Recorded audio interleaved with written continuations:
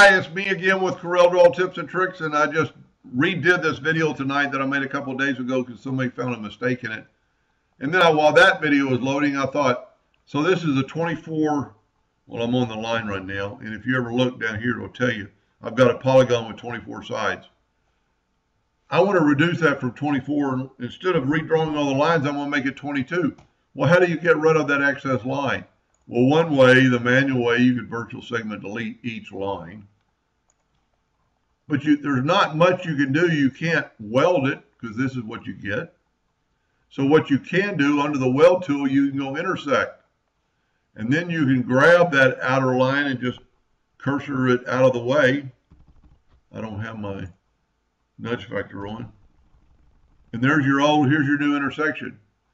And it'll be individual lines. It's cut all those lines out. And you still have this one to do another one with if you wanted to. You know, you could move this one out of the way, put that one back in the center, and this time let's do a round one.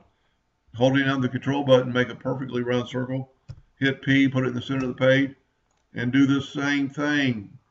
Intersect. Grab your intersection out of the way, and you've got that done. So, intersect tool is one of those welds very seldom are used because a lot of people don't understand it, but it can be very helpful. Anyway, I hope that helped a little bit. Thank you for watching.